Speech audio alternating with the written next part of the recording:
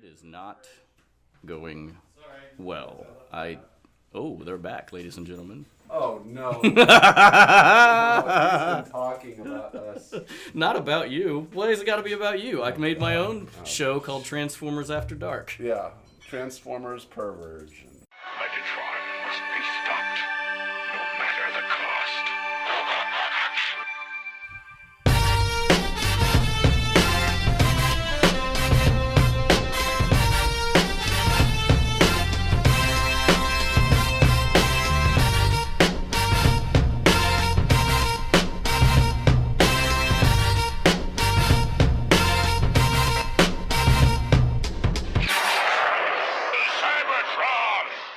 Hello, ladies and gentlemen, and welcome to the Autopod Decepticasettes. This is your weekly podcast that delivers a minute-by-minute breakdown of the 1986 Transformers movie. Today is episode 16. We're covering 1501 to the 16-minute mark, and joining me on my podcast... Whoa. It's been annexed. Joining me on the podcast are my cybernetic compadres, my bionic buddies, my Jesus. robo-migos, Caleb and Ryan. I'm Ryan. And I'm Caleb. There we go. It all checks out. Yeah. I just wanted to start off the top of the podcast with some thanks, as we decided we would start Oh, doing yeah, good, on 'cause a I more completely forgot to regular write anything down. basis. Hey, that's okay. I got it handled. iTunes reviewers, first of all, we got a review. This is a fun one. Question mark? recent? So first up is a review, an interesting review by the 85 Bears Rule 76 on Which is an amazing name. and on itself, the headline is Blue Harvest, and the comment on iTunes is, what we've got here is failure to communicate. Some men you just can't reach. So you get what we had here last week, which is the way he wants it. Well, he gets it. I don't like it any more than you, man. So... I don't know why the famous captain speech from Cool Hand Luke was left as a review. It's amazing. If a review in itself can be a non sequitur, this is it. But Buddy gave us... 5 stars, that's right. stars. You can write Five whatever stars, you want. 5 stars I is don't what care. matters. If you I give us say 5 You can quote whatever movie you want. Blue Harvest, do we know what that means? Blue Velvet. I don't know what Blue Harvest So it's... needs. You can give us 5 stars and type... You can type basically whatever you want. Yeah. Give us 5 stars. You can talk about Caleb's mother if you'd like. Let's not go 5 there. stars. No. See, Now I know what my opened the review's gonna door. say. I opened the door to... You fucked up. Yeah. So, and also we got Unless you're another complimenting my mother as saying she's a very nice woman. great cook. Good titties. We got there. This I has been said I wasn't going to say anything sexual, and I almost immediately did. Well, it's hard for you not to. That's pretty much your go-to. Next up is Michael Ordway, who headlined Great Stuff, 5 stars. Very entertaining and full of trivia and in-depth commentary. They talk about everything from voice actors to animation studios and get super in-depth about all of it. And Mr. Mike is an editor over at Transmission. Oh, so thank you for listening, and we'll keep trying to do good stuff. Pizza Toss. God dang it.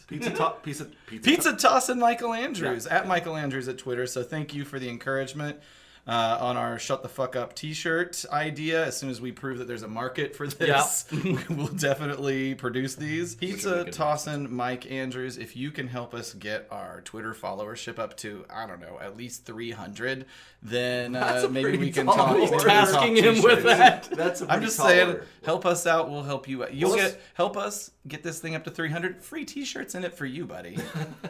We'll define the parameters of this work later. We'll take that offline. Part-time Hillary Swank impersonator Luke Owen at This Is Luke Owen. Thank you for the great discussion and input. Luke is a blogger and podcaster who has a great article on the production history of Transformers the movie. I certainly may nick from that in the future. But great dialogue on Twitter with him. Thank you for your encouragement and listening to the show. So those are our shout-outs. All right. You guys got any other ones? I have, as I previously mentioned, completely forgot to write anything down about that. All right. Our last episode. So, quick recap. We learned that the Autobots meticulously designed each entry on Metroplex to have 2 doors. That's handy. Well, Yep. at least one. So maybe we don't know if it was. At least Well, there's one one entryway entrance, yeah. had 2 doors. Yes. Why not? Why just that one? They knew that was their weak point. Well, we don't. I'm just saying. We don't have the schematics. We don't know. For all we know, there's like 10 more doors behind it. It's just a hallway of doors. Like another door. We found out that Shockwave actually fought the Autobots on Earth before whisking himself back to Cybertron to battle Unicron. He's a go-getter. He's looking for friends. He's lonely. He is a very sad individual. And we learned that the Predacons almost made the movie, only as mechanical slave beasts that fought for the Autobots and ultimately combined into a dragon. That's right. A really dumb-looking dragon. It did not. It looked very B-team. Like, it was not a great-looking design. I don't know. It reminded me of kind of the design of like even like the Sharkticons and kind of going in that direction. Yeah, I mean, Floro Derry's some of like his designs for movie and post-movie were very curvy and like a lot of weird angles. I think he liked H.R. Geiger. He also seemed to love fat guys because all of his designs are like the Sharkticons are big, just basically big oval guys. And I looked up a bunch of his other designs, and there's a lot of just like rotund-looking robots. I like his designs. I do too. I mean, honestly, he, as I recall, simplified most all the character designs at one point or another. Yep. And for the movie stuff, they're very intricate. But anyway, shout out to Floro Derry. Yeah. But that beast was ridiculous. They're not all winners. Yeah. Now we see why it didn't make the cut. So, okay, to the top of this minute, we've got Blaster in the first 8 seconds or so transmitting a message, plea for help to Optimus Prime. The Decepticons are blitzing Autobot City. That's all. Not much to say about that. Okay, he's transmitting. I like how to show transmitting, they just kind of zoom out. They're showing Here's like, the thing. like Here's North the America. world. That's right. The transmission is leaving. Why didn't the they? stratosphere. It's like, well, in other cartoons to depict that, usually you have like waves, Sure. like Beep, beep, beep, beep, beep, beep, beep. audio visuals. Yes. So then you see a great shot of what I presume to be all the Decepticons attacking the city, They're shooting shooting at the a walls. couple of figures up towards the top that I can't tell who they are because of the fade. Yeah, I just noticed that. I You did got too. 2. Why aren't they just all up there? Those Well, two. I don't know if those are Decepticons or I not. think those are Decepticons. That It seems looks like a Seeker right risky. there. It looks like a Seeker and a Constructicon. Okay, that's I'm gonna strange. say Mixmaster, and I don't know which Seeker. It's Skywarp. Skywarp and Mixmaster. Is Okay. I always my get guess. Skywarp and Thundercracker mixed up. So they're shooting at the base. They're shooting at the base, and somehow they hear the transmission. I don't know if they're just tuned into all guess. signals at once. I don't really know how to do that. That But or- I'm not a military guy. I think he just spots the observation, the communications tower, because it's out there in the middle of it's up there on top. It's just like a glass dome. It's highly visible. There's all the guns. Look at this. That's true. They are shooting. 1511. Yeah. So 1511. the Decepticons are shooting at the base, and I want you to look at all of those guns and how many of those are trained on the Decepticons and shooting at them. I mean, 0. Yeah. But, they're for air support, perhaps. Maybe they can't shoot at the ground. I don't know. That would be a technical oversight, I would think, when just- building a base. I'm sure that Wheeljack designed this place. I mean, these are just 4 of 400 guns that this facility has. I count 7 guns in that picture, and none of them are shooting at anything at all. So Megatron commands Soundwave. Well, actually, one more thing before we get into that. Megatron commands Soundwave to jam the transmission. Yep. Wouldn't that be I'm not a military guy. Wouldn't that be one of the first things you do? Yeah. Is take out communications? As I mentioned in an earlier episode, and this didn't occur to me until we started watching this movie as an adult, they don't appear to have any military strategy whatsoever. It's just everybody just willy-nilly doing their own thing. I mean, this is the most we've seen so far, where Megatron has all his troops in one area, which again doesn't seem wise. But I know that we're picking this apart from an adult standpoint. Sure. So I don't know any other way to do it. I know, but what I'm trying to think is like, questioning why didn't they do it this way or that way. I'm trying to imagine what like my 8-year-old self would think of this movie if it was scripted the way that I wanted it scripted as an adult, and if I would find it as entertaining. Right. Probably not. Yeah, I mean, Right. that's true. There are a lot of things just done for visual effect and simplification. Yeah. I can see Flint Dilley and Nelson Shin and what's the main Ron Ron Friedman, all just listening to this saying, "Why don't you try and write a That's cartoon movie?" I will say this, dickheads?" that I have been harsh on the first draft of Ron Friedman's script, but I should point out that almost across the board, first drafts of anything are usually pretty terrible, and it's then when you go back and refine that all this, I certainly couldn't do a better job than these guys. I could, but Give it a little practice. So, okay, Soundwave, always the micromanager. He steps into the scene. He releases his tapes into the sky to take care of the whole communication issue. In order: Rumble, Frenzy, Ravage, Ratbat. I guess Laserbeak was on break or something. Why isn't he or Buzzsaw in the movie? I loved Laser. I guess maybe I don't know, because he made his appearance early, and then it's like, never mind. Well, up until this point in G1 lore, we hadn't met Ratbat yet. I was going to ask if this is the first appearance of Ratbat, which in the I'll talk about. I mean, in the script they describe him, so I'm like, well, it must have been the first appearance, like as a vampire bat-like creature is what they describe him as. I'm about 95% sure that you hadn't seen it, with the exception, unless we want to count Scramble City, because he's certainly in Scramble City. Let's not revisit that moment. But but this is his first appearance, and so I don't know. I've got a few things to say about Ratbat in that. First of all, Laserbeak is a way better character, at least on the animated show. According to the toy tech specs, he's a fuel scout. And yeah, to your point earlier, he does have, I guess, vampire bat-like qualities. He'll suck the fuel out of people. That's like his thing. But in the Marvel Universe, he had an expanded role, which included becoming the leader of the Decepticons on Earth. He was ultimately killed by Scorponok, but in the cartoon, I don't really know his role. Is he kind of a scout spy? It's basically just this. It's real weirdly ill-defined. He doesn't do a lot in the cartoon at all following the movie, if I recall correctly. Yeah. That's how basically he did Laserbeak's role, but Laserbeak's arguably cooler in every way. So really, he's worthless, and his real role is to buy more tapes for Soundwave. Also, just as a little side note of all 4 tapes come out of Soundwave, which is some more of the questionable mass changing. The Transformers change in mass and size randomly. I'm not too. That doesn't weird me out too much of having 4 tapes in it. Right, and it happened in the cartoon. Yeah, and so I think what we're getting ready to talk about is the coloring issue. So I know Ryan is familiar with this because we talked a little bit about it before the show. But Caleb, are you familiar with the the Frenzy is red, Rumble is blue controversy? It's on fire on the internet. It's a big deal.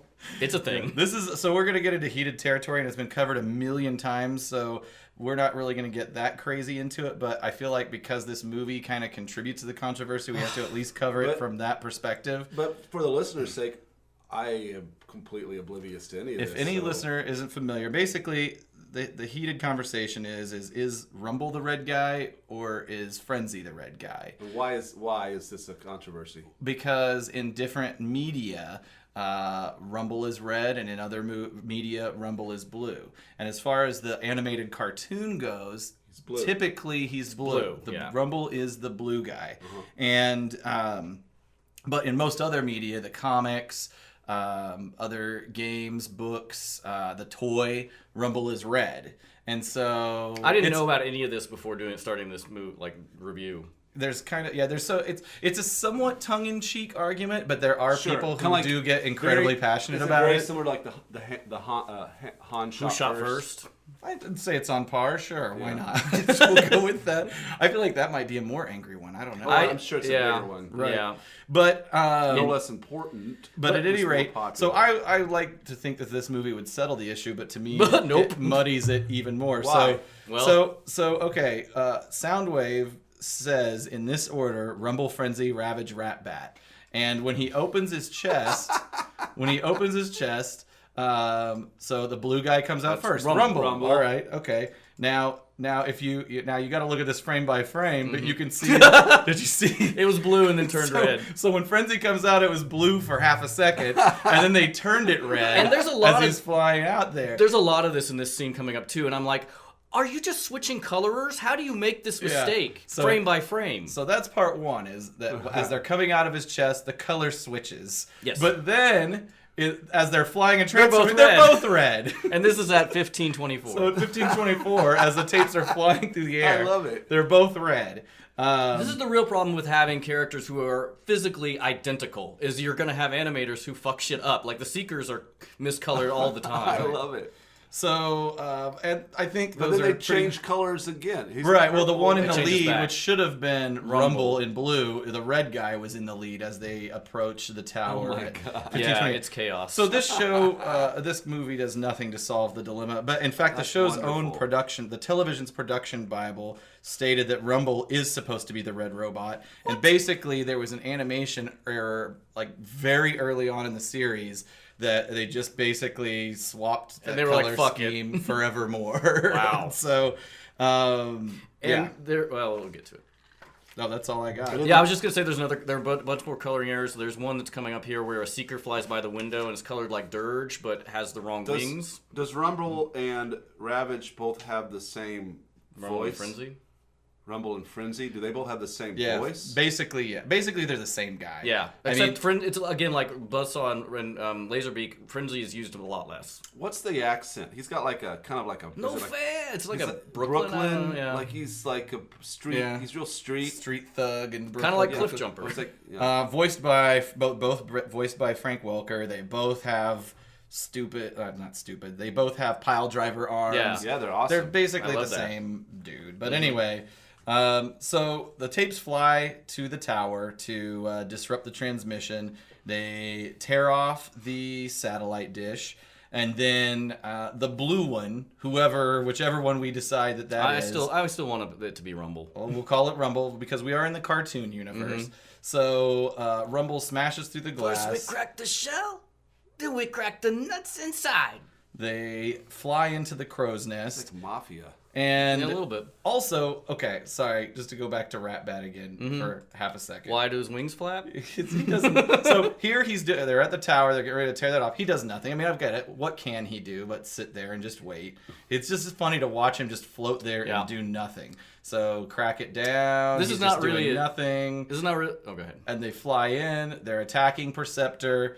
You see this attack going down, and again, he's just a little in his Kind of in face, his face, I guess, yeah. but mostly he's doing nothing. Here's where the Autobots made another critical mistake with designing this thing. They were smart enough to build a backup door. They did not build a backup satellite dish that would pop up in the place of the one that these guys just tore out. Or have multiple Redundant satellite dishes. systems, yeah. And this is not really a deviation, but in the first draft, and this is an example of how you're just banging stuff out, and you don't want to. It's not fully fleshed out. Where he says, first we crack the shell, then we crack the nut inside. In the script, it says, first we crack the nut, then we crack the nut inside. That's the terrible line. I'm glad that they worked that. Like that makes none of the sense. What does that mean? First we crack the shell of the nut, then we go inside and crack the nut. I guess. The meat of the meat nut. of the nut. And we're talking about a walnut, And something we that has cut it a into peanut strong butter. shell. Okay. Or a Brazil nut. Those are really tough. I've never cracked a Brazil nut. It's tough. All right. So I really like the sequence where Ravage takes a jump at Blaster, and Blaster Oh yeah, does a spin roundhouse kick and kick. knocks him spin away. kick. And then Blaster does something that up until now we only wished he did, because he never does this in season 1 or 2 of the cartoon. He releases tapes of his own that he has. Is this the first time us seeing these tapes? This is the first time And they're not seeing the even tapes. named. But Not in the movie. They right. are named in. I had that guy, the Rhinox, I think is his name. Is that right? It is Ramhorn. Ramhorn? What are we thinking So of? the line- Rhinox is from the Beastmaster. Or Beastmaster. Cool. What has happened? So I didn't realize that at this point, Beast Wars. like, no one had ever seen him launch his own cassettes. Well, yeah, his toy had been out a long time. It was clear that he was designed to carry cassettes because you could open up his chest cavity. they didn't even manufacture tapes for him. If they hadn't distributed them in the United Not States yet, yeah. at this point. Could you put Buzzsaw or Laserbeak Yeah, sure. inside it? Like, it was compatible. Or just a regular mini cassette if you were so inclined to do a foolish thing like that. But so by this time, post movie, they had manufactured them and they were going to sell them. So Steeljaw the lion, Ramhorn the rhino, and then Eject, who is the bluer of the there's a two bunch humanoids. of fuck ups here. They change color a couple of times. A couple of times. I think into the next minute. they do rewind that, and eject, actually. yeah. But Like I think- there he would turn black, and now he's black and he's going to turn blue. Same issue as with Soundwave earlier, when the final tape, the black one, rewind comes out. He was blue for a quarter of a second before he transformed, and then he was colored black. So he releases his tapes, and that is really where the minute ends, fellas. That's This is not. Oh, this is apropos nothing, and I can't remember if I said this in another episode. We talked earlier about why they went for a PG rating. Did we ever? Because I did find out why. we did cover that. versus a Go G on, rating? go on. You might explain it more articulately. Because they had a G rating and they wanted it to be PG because in theaters G movies they had much fewer showings per day and they were earlier in the day, so they went for the PG. They just added shit to get the PG rating and then cut it out of the VHS. Okay, that's a different reason. I said they did it to attract a wider audience than just kids, but Well, they wanted to attract a wider audience. That's true, but They they had also to- wanted But more that showings. was so strategy- technically that was Yeah, the, so you're right. the They ultimate just- reason. they just had through this- more of a higher volume of Yes. showings. That's right. Okay, so hey, we're at the post-show segment, guys. I'd actually do, even though this is a cheat. All right. A big cheat. I do have a voice actor to discuss, and it's kind of an interesting How are one. you cheating? Because this character does not speak in the movie. All right. But he is on screen, so I'm going to talk about him. All right. And that is the voice of Rewind, which is the black-colored tape of Blaster's, most generally black. And Eject, for one, I don't believe ever spoke on the movie or on the television show. There's no voice credit for him anywhere that I can find. But Rewind did in season 3, and that actor's name is Townsend Coleman. And I just want to share this because there's a couple really interesting credits that he has to me. But so of all the actors, he has a ton of credits. Rewind was his only significant Transformer credit. He did have one other one, but it was like a one-off thing. But he was on Animaniacs, Cat Dog, Darkwing Duck, Fern Gully, The Movie, Fraggle Rock, Inspector Gadget, Jim and the Holograms, Powerpuff Girls, Pokemon Tiny Toon Adventures. Wow. But what I'm really excited to talk about is two things. He was the voice of Michelangelo in our Radical! Mutant Ninja Turtles. I did. Pizza time. Cowabunga! There we go. We got them all. Thank you. But I think I'm even more excited to tell you that he was the voice of the Tick on Tick animated series. Really? Yeah. Spoon. I'm doing laundry. I'll call you Speak, because that's what you do. I don't understand your crazy moon language. I think we fit all the quotes Wow, in. yeah, That's a we good did. one. Good job, guys. Okay, so tune in after our- this for our Tick. Our sister podcast. Tickcast. Tickcast. We call it Talking tick. Lyme TikTok. disease. That's right. TikTok. That's the subtitle. TikTok. That's good. Copyright. We copyright that. And hey, Nobody take that. ladies and gentlemen, now it's time for... TikTok. Okay, so when he says TikTok, We- put in Script deviations. the script deviations thing. No, you didn't expect it. Script notes and deviations. So here, I have one extra line. Maybe if you've got it, I want you to do it. During the tape break-in sequence, Blaster has an additional line. Do you have that in your notes by any chance? We got cassette critters knocking on a window. Yeah, that's the... That's weird. It's an additional line. Also, my favorite thing is that during the fight, when he releases his tapes, do you know about this? I don't know. He spews out 4 tapes that are not anything Oh. like the tapes that we have on screen. So Well, yeah. what we had were Steeljaw the Lion, Ramhorn the Rhino, and then Eject and Rewind the 2 guys. So during the fight, in my version, he spews out Cubby, a lion, Stripes, a tiger, Stinger, a scorpion, and Bolts, which is a small, tough robot. Yeah, these are terrible names. And so But also bolts. Plural? His name's plural? Why? On bolts. maybe he fires Bolts. Yeah. Got these bolts. Cubby, come on. That is Cute little cubby. so adorable. So where Ravage and Laserbeak were fortunate enough to have a dedicated vocal performer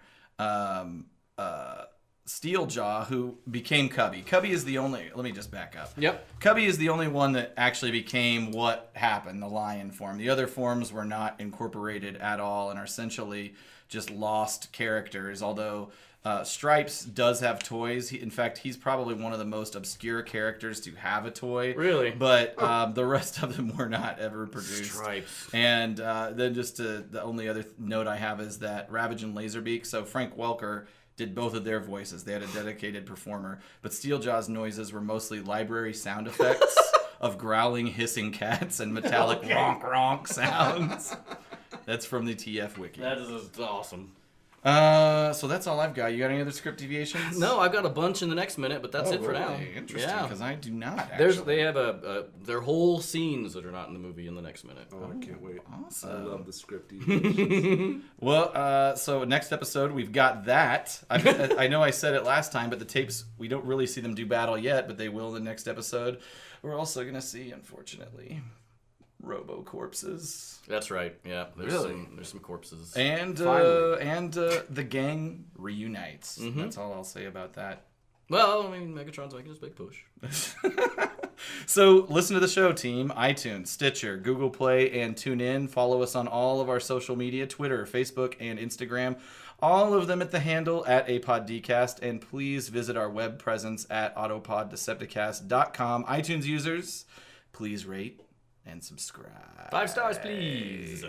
Thank you. We're 4.75. Nope. if you really No, Nope. 5. Okay, all right. All or nothing. Thanks, everybody. See you later. Bye.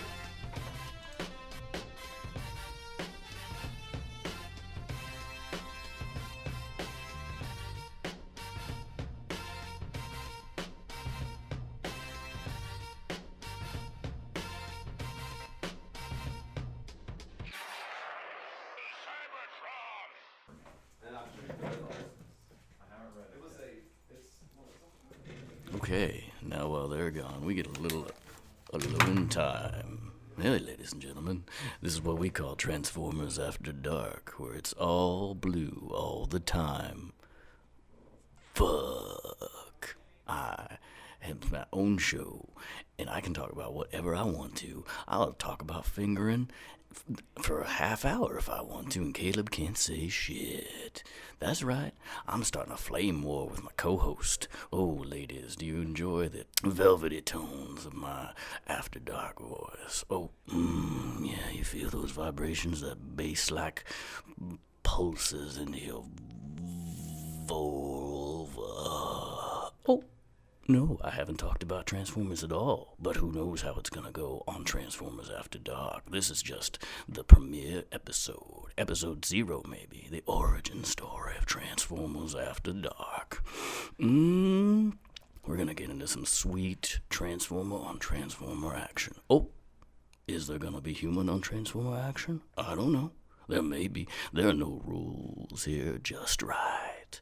Yeah. Maybe sometimes I'll reference old commercials. Who knows what's gonna happen? It's a free-for-all here in the Transformers After Dark zone.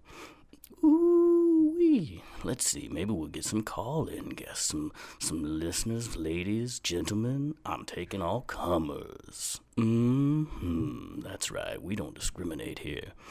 I mean, anything can happen, and probably will. On Transformers After Dark. Oh, shit. Okay, we're gonna take a little break here, a little pause for the old cause. With some sweet commercial action from our sponsors.